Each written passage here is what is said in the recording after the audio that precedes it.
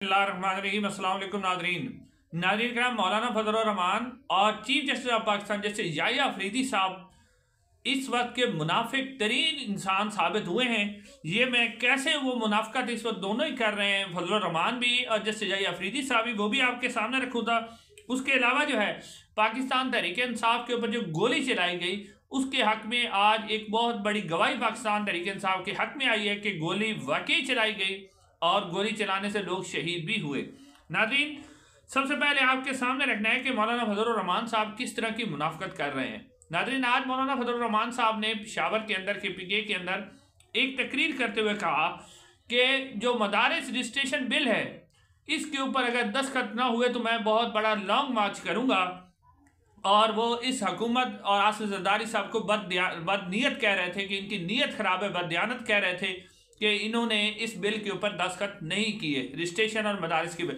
नाज़रीन कराम, ये बिल 21 अक्टूबर के बाद जो है सदर आसिफ जरदारी साहब के पास है, ना इसके ऊपर दस्तखत हुए हैं। मौलाना फजल रहमान साहब को ये बात बिल्कुल याद नहीं आई।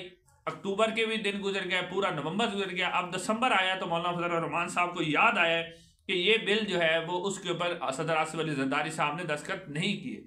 अब मौलाना फजल रहमान साहब ये क्यों कर रहे हैं, ये मैं आपको बताना चलूँ कि मौलाना फजल रहमान साहब को इस बिल से कोई सरोकार नहीं है। मौलाना फजल रहमान साहब इस्टेब्लिशमेंट के मोहरे के तौर पर काम कर रहे हैं, जो कि हमेशा से वो यही काम करते आए हैं। अपने ज़ाती मफाद के लिए वो हमेशा इस्टेब्लिशमेंट का कंधा इस्तेमाल करते आए। इस वक्त भी मौलाना फजल रहमान साहब इस्टेब्लिशमेंट के कहने पर ही ये जो बयानबाजी कर रहे हैं, उन्हीं के कहने पर ये बयानबाजी कर रहे हैं। क्योंकि नाज़रीन कराम, इस वक्त 26 नवंबर का जो सन है इस्टेब्लिशमेंट के हाथों से हुआ है, जिस तरह उन्होंने बेगुनाह निहत्ते लोगों पर गोलियां चलाई हैं और उनके सरों में ऊपर स्नाइपर के जरिए गोलियां मारी गई हैं, पूरी दुनिया का प्रेशर उनके ऊपर आ रहा है और सिर्फ इस्टेब्लिशमेंट को कोई एक बयानिया चाहिए जिससे वो अपनी तवज्जो दूसरी तरफ कर सके। उसी सिलसिले में मौलाना फजल रहमान साहब को अब आगे किया गया है कि आप ये बात करें, मीडिया में मौलाना फजल रहमान को एक अपोजिशन यानी कि एक अपोजिशन लीडर के तौर पर बड़ा हीरो बना के पेश किया जाए और तवज्जो जो है वो 26 नवंबर के वाक़े से पीछे हटाई जाए। तो मौलाना फजल रहमान साहब जो पहले हमें कह रहे थे कि जैसे मंसूर अली शाह चीफ जस्टिस बनेंगे, फिर वो नहीं बने। यानी मौलाना फजल रहमान ने कहा था कि मैंने काले सांप का जहर निकाल दिया, तो कौन सा जहर निकाला था उन्होंने? आपके सामने ही है कि वही जस्टिस याहिया अफरीदी साहब चीफ जस्टिस ऑफ पाकिस्तान बन गए। और वो कंप्रोमाइज़ किस तरह के थे वो आपको मैं आपके सामने रखता हूँ कि वो किस तरह इस्टेब्लिशमेंट के मोहरे साबित हो रहे हैं। अब नाज़रीन आते हैं इस तरफ, आज जैसे मंसूर अली शाह साहब ने जो ख़त लिखा था कि जैसे याहिया अफरीदी साहब से कहा था कि आप जुडिशल कमीशन का इजलास ना बुलाएं जब तक हम 26वीं आईनी तरमीम को जो है उसको डिसाइड ना कर लें फुल कोर्ट के सामने लगाकर, या फिर जो जजेस की तैनाती है उसमें रूल जब तक सुप्रीम कोर्ट ना बनाए तो उनकी तैनाती ना की जाए। ये बात तो चीफ जस्टिस मंसूर अली शाह साहब की मान ली गई थी कि चलो जजेस की तैनाती के हवाले से फैसला नहीं हो सका था, लेकिन जो 26वीं आईनी तरमीम का केस था फुल कोर्ट के सामने लगाने से उसके ऊपर जैसे याहिया अफरीदी साहब ने इनकार कर दिया था और कहा था कि ये एक आईनी बेंच सुनेगा। अब कौन सा आईनी बेंच? वही आईनी बेंच जो 26वीं आईनी तरमीम के मुताबिक बना हुआ है। तो जैसे याहिया अफरीदी साहब इस वक्त भरपूर एक मुनाफिक का किरदार अदा कर रहे हैं और वो इस्टेब्लिशमेंट के मोहरे साबित हो रहे हैं। जिस तरह फजल रहमान साहब हो रहे हैं वो मैं आपके सामने रखता हूँ कि वो क्या करना चाह रहे हैं। नाज़रीन कराम, अब आप देखें कि एक तो जैसे मंसूर अली शाह साहब के जब ये बात नहीं मानी गई थी तो मीडिया पर खबर चलवाई गई कि जैसे मंसूर अली शाह इस्तीफ़ा दे देंगे, तो उन्होंने आज कैटेगोरिकली कह दिया कि मैं बिल्कुल इस्तीफ़ा नहीं दूंगा, मैं इसी सिस्टम के अंदर रहकर जो है सिस्टम के साथ लड़ूंगा। और जैसे मंसूर अली शाह साहब आपको पता है कि आइन और कानून के साथ खड़े होने वाले जज हैं। अब नाज़रीन, एक तो जैसे याहिया अफरीदी साहब ने ये काम किया कि जो 26वीं आईनी तरमीम का मुकदमा है उन्होंने कहा है कि ये आईनी बेंच सुनेगा। यानी यहाँ से आप सुने कि अब आईनी बेंच सुनेगा तो क्या करेगा कि वही आईनी बेंच सुन के अपने हक में खुद ही उसने अपने हक में फैसला करना है वो कर लेगा।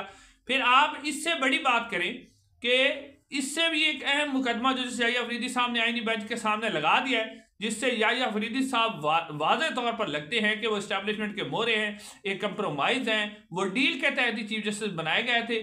ख्याल आया था कि ये जी जब से मंसूर अली शाह मुनीब अख्तर की जो है वो उनके कहने पर ही चीफ जस्टिस बने हैं, ये 26वीं तरमीम को उड़ा देंगे और उसके बाद दोबारा जो है मंसूर अली शाह साहब को चीफ जस्टिस बना देंगे।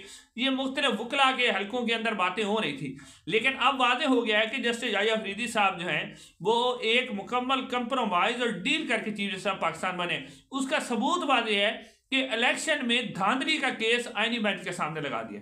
इलेक्शन में धांधली का केस कैसे आईनी बेंच के सामने लग सकता है? उसमें कौन सी आइन की शिक है जिसके ऊपर डबल स्टैंप लगाई गई है? फॉर्म 47 जेली बनाए गए हैं, फॉर्म 45 के ऊपर टेम्पर किया गया है।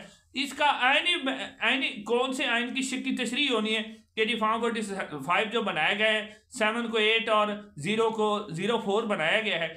आप यहाँ से अंदाजा करें कि इलेक्शन धांधली का केस आईनी बेंच के सामने लगा दिया, जैसे याहिया अफरीदी साहब ने उठा के उनको दे दिया। तो यहाँ से आप अंदाजा करें कि जैसे याहिया अफरीदी साहब मुकम्मल तौर पर कंप्रोमाइज और इस्टेब्लिशमेंट के मोहरे साबित हो रहे हैं। हालांकि इलेक्शन में धांधली का case supreme court of Pakistan के पास लगना चाहिए था, लेकिन उन्होंने वो भी उठा के कहाँ लगा दिया है कि वो जनाब लगा दिया उन्होंने आईनी बेंच के सामने। इससे जाहिर हुआ कि जस्टिस याहिया अफरीदी साहब इस वक्त मुकम्मल तौर पर मुनाफिकाना इस्टेब्लिशमेंट के मोहरे के तौर पर फजलुर रहमान जैसे किरदार अदा उस तरह याहिया अफरीदी साहब भी कर रहे हैं।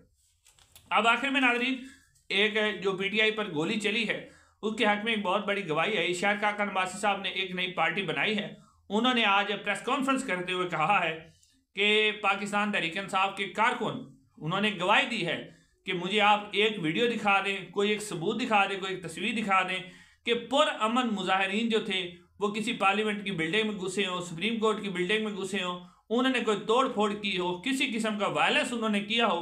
तो शाहिद खाका नबासी ने कहा कि ठीक है, मैं पीटीआई की सियासत इत्तेफाक नहीं करता, लेकिन पुरअमन मुजाहिरीन पर आप इस तरह की कार्रवाइयाँ करें और उसके बाद जो है जिन्होंने कोई गमला भी नहीं तोड़ा आप उन पर गोली चलाएं और ऊपर से आप मजाक भी उड़ाएं कि गोली नहीं चली, तो ये बहुत ही एक गैर मुनसफाना बात होगी। यानी पाकिस्तान तहरीक इंसाफ के हक में एक और गवाही, और ये गवाही शाहिद खाका नबासी ने दी है कि गोली वाकई उन्होंने कहा कि आपको, शाहिद खाका नबासी साहब ने कहा कि आपको मुजाहिरीन को, पुरअमन मुजाहिरीन को मुंतशिर करने के लिए गोली चलानी पड़ी।